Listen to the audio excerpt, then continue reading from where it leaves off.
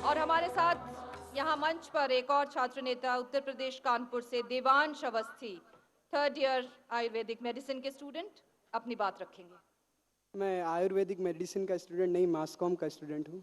तो आपने इन्फॉर्मेशन गलत भेजी होगी फिर। हाँ, चलिए अच्छा है, चलिए। कोई बात नहीं, बुराई नहीं है। खैर, मंच और मंच से इतर उपस्थित सभी लोगों को देवांश अवस्थी का प्रणाम। और आपके संदर्भ के क्रम में मैं एक संदर्भ और जोड़ना चाहूँगा कि पैसा पैसा करती है। तो एक अशोक चक्रधर साहब की कविता है हवाला के ऊपर कि आयो कहाँ से घनश्याम बता रही सखी। पूरा तो सुना नहीं सकता, आप लोग घर जाकर अवश्य पढ़ लीजिएगा।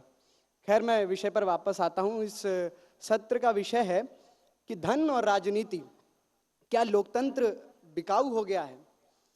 इस विषय पर बोलने के क्रम में मैं सबसे पहले धन और राजनीति के संबंध को स्पष्ट करते हुए दो तथ्य आपके सम्मुख रखना चाहूंगा।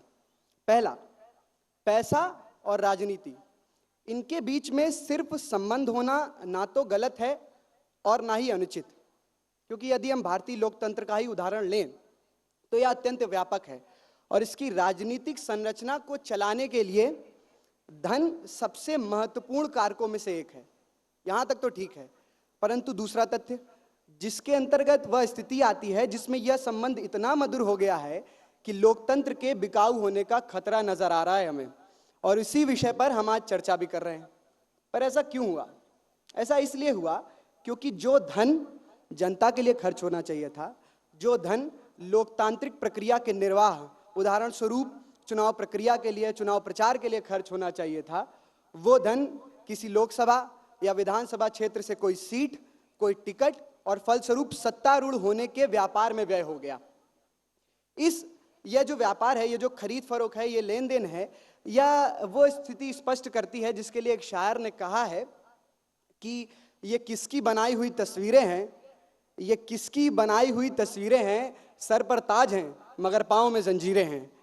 अर्थात एक लोकतंत्र के अंदर जो जनता है, जो सबसे शक्तिशाली इकाई है, वही सत्ता निर्धारण की प्रक्रिया में प्रभावहीन होती जा रही है।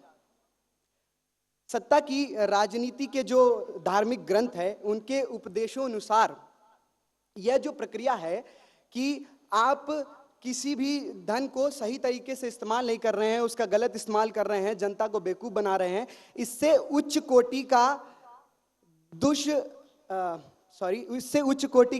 दुष्कर्म हम किसी लोकतांत्रिक अस्मिता के साथ कर ही नहीं सकते।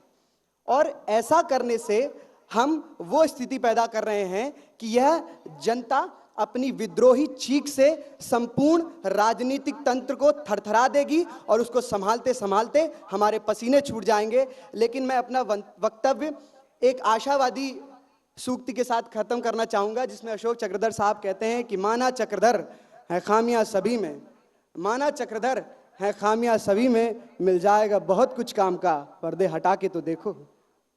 धन्यवाद। बहुत बहुत शुक्रिया देवांश, और देवांश का भी यहाँ इस मंच से हम अभिनंदन करेंगे भारतीय छात्र संसद के इस सत्र में अपने इस युवा छात्र नेता का। तालियां बजा दीजिए। Thank you.